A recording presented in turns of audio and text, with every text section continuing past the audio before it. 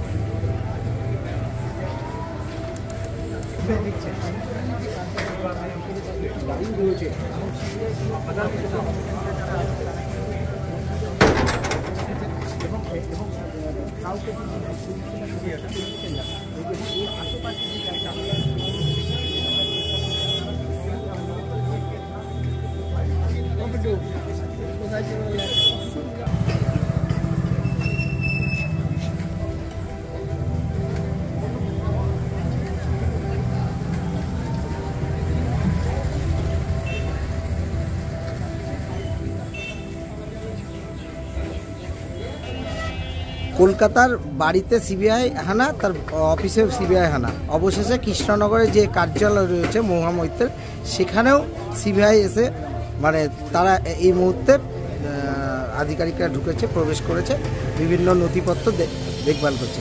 আপনারা তৃণমূল কংগ্রেসের পক্ষ থেকে এই এখানে এসে উপস্থিত হয়েছেন, আপনারা কি মনে করছেন যে এই ধরনের? দেখুন, আজকে সিবিআই থেকে এসছে, তারা তাদের নথি দেখতেই পারে, সব কিছু চেক করতেই পারে, তাতে কোনো কিছু নয়। কিন্তু বিগত দুদিন ধরে যেভাবে বিরোধী দলগুলোকে ডিস্টার্ব করে চলেছে তাদের এজেন্সি দিয়ে বিজেপি সরকার, সেটা সবাই দেখছে, সারা ভারতবর্ষ দেখছে, আমরাও দেখছি। আমরা একটা জিনিস উপলব্ধি করছি, প্রতিবাদে মানে অপর নাম ছিলেন মহামৈত্র, সংসদে যখনই প্রতিবাদ যে কোনো সমস্যা নিয়ে মহামৈত্র, আজকে তার প্রতিবাদ, তার ফলেই যে এখানে বিরোধী হিসাবে তাকে চিহ্নিত করা হয়েছে এবং তাকে ডিস্টার্ব করার চিন্তা করা হচ্ছে। তো যত এজেন্সি, কেন্দ্রীয় এজেন্সি এইভাবে ডিস্টার্ব করবে মহামৈত্রকে, আমাদের কৃষ্ণনগর উত্তর যে সাংগঠনিক জেলা, সেখানকার যে ভোট 12 নম্বর কৃষ্ণনগর লোকসভা কেন্দ্রের মানুষ তত মহামৈত্রের পাশে দাঁড়াবে এবং মহামৈত্রকে বেশি ভোটে দিয়ে আরও বিপুল মার্জিনে জয়লাভ করাবে, এটা আমরা আশা রাখছি।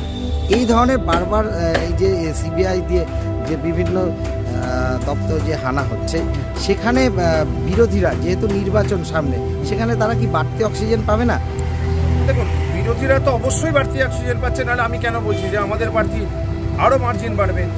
শুধু এরম কেন, এরপরেও যদি সিবিআই মনে করে নির্বাচন হওয়ার আগে আরও 2-1 আসবে, তাতে মহামৈত্রের মার্জিন আরও কিছু করে বেড়ে যাবে। কারণ মানুষ এখন এত বোকা নয়, বিশেষ করে পশ্চিমবঙ্গের মানুষ যথেষ্ট চিন্তাশীল, সুচিন্তিত মতামত তারা ভোট বাক্সে গিয়ে দেন। যদি ইভিএমের কোনো সমস্যা, কোনো কারচুপি না করে থাকে, তাহলে বিজেপি সরকারের বিদায়ের ঘণ্টা বাজবে এবং পশ্চিমবঙ্গ সেখানে বড় ভূমিকা নেবে। আপনার নাম? আমার নাম সৌগত কৃষ্ণদেব, আমি কৃষ্ণনগর শহর আইএনটিডিউসির সভাপতি ও কৃষ্ণনগর পৌরসভার 19 নম্বর ওয়ার্ডের কাউন্সিলর।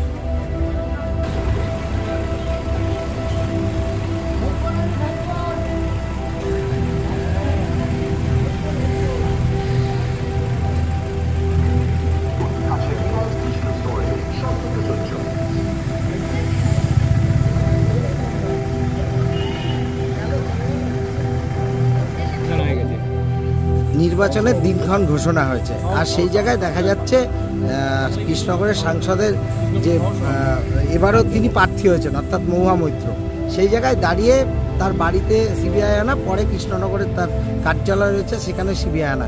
আপনারা কংগ্রেসের একজন টাউন প্রেসিডেন্ট, সেই জায়গায় আপনারা কি ভাবছেন, কতটা বাড়তি অক্সিজেন পাবেন?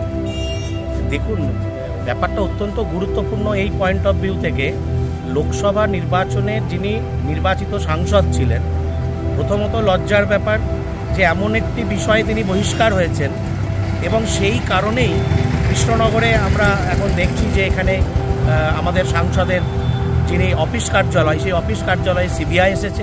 সকালে আমরা দেখছিলাম ওনার বাবার ফ্ল্যাটেও সিবিআই গিয়েছে, এবং কারণটা অত্যন্ত নিন্দার যে টাকার বিনিময়ে তিনি তার পাসওয়ার্ড, তার সংসদের পাসওয়ার্ড এবং আইডি তিনি কিন্তু বিভিন্ন জায়গাতে টাকার বিনিময়ে তিনি দিয়েছেন। ক্যাশ ফর কোশ্চেনের প্রশ্নে তিনি টাকার বিনিময়ে প্রশ্ন করেছেন। এটা আমাদের ভারতবর্ষের যে সার্বভৌমত্ব, নিরাপত্তা, সংসদের সমস্ত কিছু বিঘ্নিত হয়েছে। আমরা অত্যন্ত লজ্জিত দ্বিজেন্দ্রলাল রায়ের নামাঙ্কিত এই শহরের একজন সাংসদ হিসেবে।